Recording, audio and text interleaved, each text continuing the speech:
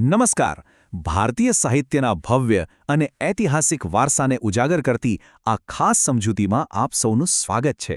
આજે આપણે એ જાણવાના છીએ કે કેવી રીતે પ્રારંભિક મૌખિક પરંપરાઓએ ધીમે ધીમે સાહિત્યનું સ્વરૂપ ધારણ કર્યું અને પ્રાચીન વિદ્યાપીઠોએ તેને સદીઓ સુધી સાચવી રાખ્યું. આ ઇતિહાસ ખરેખર રોમાંચક છે, તો ચાલો સીધી જ શરૂઆત કરીએ. આ સફરને સરળ બનાવવા માટે આપણે તેને આ 5 મુખ્ય પડાવોમાં વહેંચી છે. વૈદિક સાહિત્યના ઉદયથી શરૂ કરીને મહાકાવ્યો, પ્રશિષ્ટ કૃતિઓ, મધ્યકાલીન ભાષાઓ અને અંતે પ્રાચીન વિદ્યાપીઠો સુધી આપણે જવાના છીએ. આ ટાઈમલાઈન પર એક નજર કરો. ઈસુપૂર્વે 1500ના વૈદિક યુગથી લઈને મહાકાવ્યો, સંગમયુગ, મધ્યકાલીન સલ્તનત અને છેક મુગલ સમયગાળા સુધીનો આ એક અત્યંત લાંબો ઇતિહાસ છે. આ એ જ સમયરેખા છે જે બતાવે છે કે મૂળભૂત ભાષાઓ સમય જતાં પ્રાદેશિક બોલીઓ સાથે ભળીને કેટલી સમૃદ્ધ બની. તો સૌથી પહેલા પડાવ પર આવીએ, જ્ઞાનનો પાયો. એટલે કે આપણું પ્રાચીન વૈદિક સાહિત્ય. ભારતીય ઉપખંડમાં જ્ઞાનના મૂળ અહીંથી જ શરૂ થાય છે. આ સમયગાળાને સમજવા માટે વેદનો અર્થ સમજવો બહુ જરૂરી છે. સંસ્કૃતમાં વેદનો સીધો અને સાદો અર્થ થાય છે જ્ઞાન. આ ભારતીય સાહિત્યનું સૌથી પવિત્ર અને પ્રાચીન સ્વરૂપ છે. રસપ્રદ વાત એ છે કે શરૂઆતમાં આ જ્ઞાન ક્યાંય લખાયેલું ન હતું. તે પેઢી દર પેઢી માત્ર મૌખિક રીતે જળવાઈ રહ્યું હતું. અને પછી આ જ્ઞાન 4 વેદોના સ્વરૂપમાં સચવાયું. વિચારો, આનું કદ કેટલું મોટું હશે?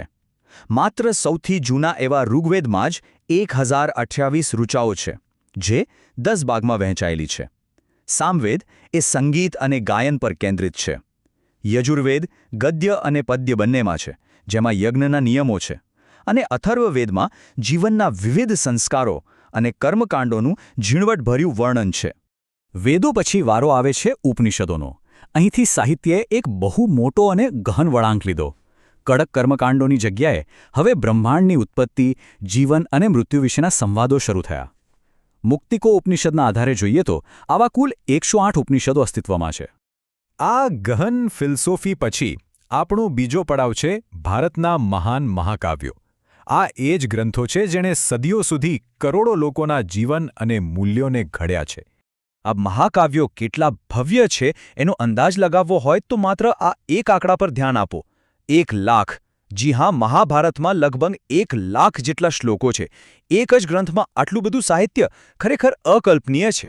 જો આ 2 મુખ્ય મહાકાવ્યોને સાથે રાખીને જોઈએ તો રામાયણ એ અયોધ્યાના રાજા રામચંદ્રની કથા પર કેન્દ્રિત એકદમ સ્પષ્ટ કથા છે, જ્યારે મહાભારત એ કૌરવો અને પાંડવો વચ્ચેના વિશાળ યુદ્ધની આસપાસ ફરે છે. અને સૌથી મહત્વની વાત એ છે કે તેમાં શ્રીમદ્ ભગવદ્ ગીતા જેવા અત્યંત ગહન દાર્શનિક ગ્રંથનો પણ સમાવેશ થઈ જાય છે. હવે આપણે પહોંચીએ છીએ ત્રીજા પડાવ પર, પ્રશિષ્ટ અને દ્રવિડ સાહિત્ય.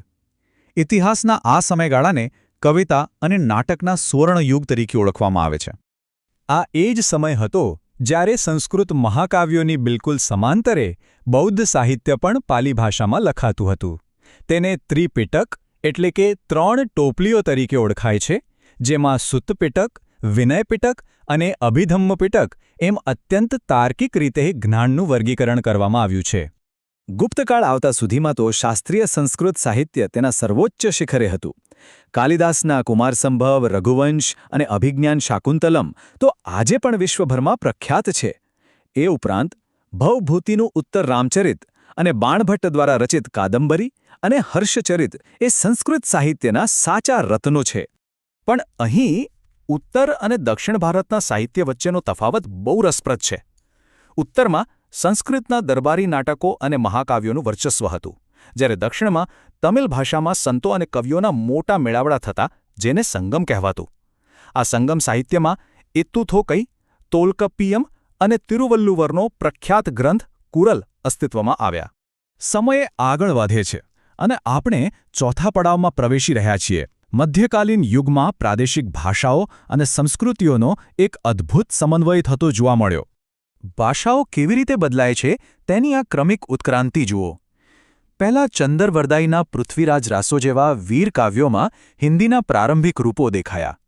પછી દિલ્હી સલ્તનત દરમિયાન ફારસી દરબારી ભાષા બની ગઈ અને તેની સ્થાનિક બોલીઓ પર ઊંડી અસર પડી. આ હિન્દી અને ફારસીના મિશ્રણમાંથી જ ઉર્દૂ ભાષાનો જન્મ થયો, જેને અમીર ખુશરો જેવા કવિઓએ નવો જ આકાર આપ્યો. મુગલ સામ્રાજ્ય દરમિયાન આ સમન્વય વધુ ઘાટો બન્યો. બાબરે મૂળ તુર્કીમાં બાબરનામા લખ્યું, જેનું ફારસીમાં ભાષાંતર થયું. અબુલ ફઝલે આઈને અકબરી લખી. પરંતુ સૌથી કમાલની વાત એ હતી કે મહાભારત અને રામાયણ જેવા સંસ્કૃત ગ્રંથોના ફારસીમાં અનુવાદ માટે મોટા પ્રોજેક્ટ્સ શરૂ થયા. અને સાથે જ પ્રાદેશિક ભાષાઓમાં પણ અવધીમાં તુલસીદાસ અને ગુજરાતીમાં નરસિંહ મહેતા જેવા મહાન કવિઓએ ભક્તિ સાહિત્યને શિખરે પહોંચાડ્યું.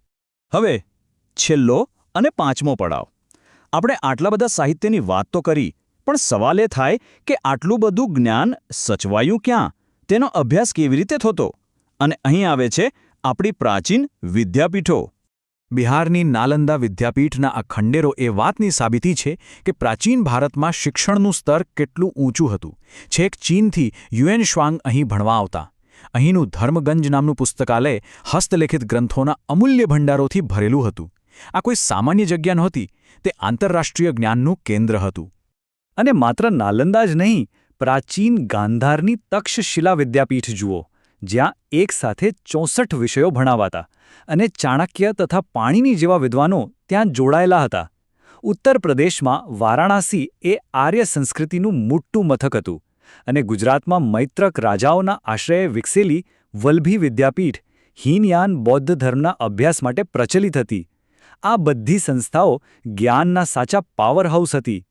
તો આ આખી ઐતિહાસિક સફરના અંતે એક બહુ મોટો અને ઊંડો પ્રશ્ન ઊભો થાય છે.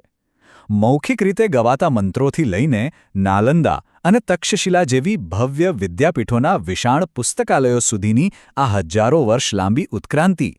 આ બધું જોયા પછી પ્રારંભિક માનવ સંસ્કૃતિઓએ જ્ઞાનને કેવી રીતે સંસ્થાકીય રૂપ આપ્યું હશે, તેના વિશેની આપણી સમજ કેટલી હદે બદલાઈ જાય છે. આ વારસો માત્ર થોડા પુસ્તકોનો નથી, પણ સદીઓથી ચાલ્યા આવતા માનવીય વિચારો અને જ્ઞાન પીપાસાનો જીવંત પુરાવો છે. આ ગહન વિચાર સાથે આપણી આજની આ પ્રસ્તુતિ અહીં પૂર્ણ થાય છે. આશા છે કે આ સાહિત્યિક ઇતિહાસે ખરેખર કંઈક નવું વિચારવાની પ્રેરણા આપી હશે.